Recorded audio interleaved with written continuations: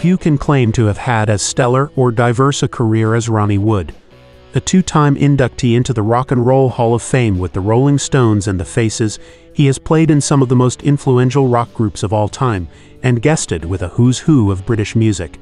At the same time, he's enjoyed a remarkable parallel career as a highly regarded artist, and as a natural raconteur, has won a record 3 prestigious Sony Radio Personality Awards. Descending from a long line of traveling barge people, Ronnie grew up in a lively musical and artistic West London household. His father played in a harmonica orchestra, while older brothers Ted and Art were both accomplished musicians and graphic designers. With Ron showing creative flair at a young age, his brothers chipped in to buy him an acoustic guitar, and at the age of 14 he purchased his first electric model. The Byrds and Jeff Beck. Soon after, Ronnie embarked on his musical career, when he joined local outfit The Byrds, dropping out of Ealing Art College to focus on the band. Signed to the Stones label Decca, the group's incendiary take on R&B made them a popular live act up and down the country. However, their popularity failed to translate into record sales, and the group eventually parted ways. 1967 marked a career milestone when Ronnie joined the Jeff Beck Group as bassist. With frontman Rod Stewart's raw vocals, blues maverick Beck's blazing guitar work, and Ron's instinctive bass lines, the Jeff Beck Group would write the blueprint for British hard rock.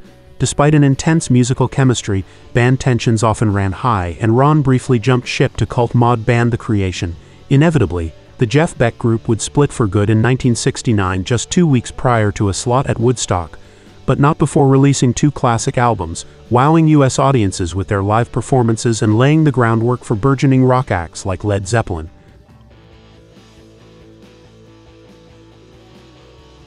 After a blink-and-you-miss-it stint in Quiet Melon with brother Art, fortune smiled again on Ronnie. After the departure of singer Steve Marriott, the remaining 3 members of the Small Faces approached Ronnie and Rod with the offer of starting a new band. Renaming themselves The Faces, the band would inject a buccaneering rock and roll spirit into a dreary music scene, drawing huge audiences for their rollicking live shows and influencing a generation of punk musicians waiting in the wings. Back on 6 string, Ron helped pen some of The Faces' finest and best-known songs like Ooh La La and Stay With Me, whilst also making major contributions to Rod Stewart's first solo albums. With a growing confidence in his abilities, Ronnie also released his own solo efforts during this time. With their unique rough-hewn charm, I've Got My Own Album to Do, and Now Look boasted a list of starry cameos, including George Harrison, Rod Stewart, Bobby Womack, and future bandmates Keith Richards and Mick Jagger. These albums helped to reinforce Ron's credentials as a first-rate musician and songwriter. In 1975, fate would once again intervene for Ronnie, with The Faces finally falling apart at the same time as Mick Taylor's departure from the Rolling Stones. A chance encounter with Mick Jagger at a party would lead to Ronnie finally landing his dream job as the Rolling Stones guitarist. With his musical versatility and bonhomie, Ron proved a natural fit for the group, and he's long established himself as a vital part of the Rolling Stones sound. Keith Richards best describes his and Ron's bluesy guitar interplay as the ancient art of weaving, magically blurring the lines between rhythm and lead. Even while a member of the Stones, Ronnie has continued to perform with a string of musical legends, ranging from Dylan to Bo Diddley.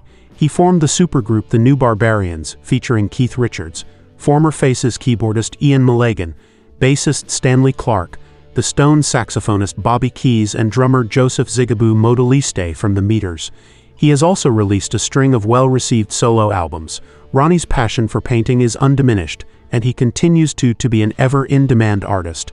Ronnie is busier than ever now, having launched his first-ever online art store, where fans from all over the world can view and order his artworks. The store is updated every week with Ronnie's latest pieces. It's not just in the art studio where Ronnie is creating new work. He has just released his live solo album live at Electric Ladyland. Ronnie is back on the road with the Rolling Stones, who are launching their Hackney Diamonds tour across North America, and fans will be delighted to see his tour setlists in his official art store here. With the twists and turns of his career, Ronnie has lived more lives than most. Who knows what the next chapter will hold, but it will be sure not to disappoint. Ronnie Wood has faced several health issues over the years. In 2017, he was diagnosed with lung cancer, which led to the removal of a part of his lung. Fortunately, the cancer was detected early, and he did not require chemotherapy. Wood has been a heavy smoker for many years, which likely contributed to his lung cancer diagnosis. Additionally, in 2021, Wood revealed that he had been diagnosed with a rare and aggressive form of small cell cancer during the COVID-19 lockdown in 2020. After undergoing treatment, he announced that he was cancer-free.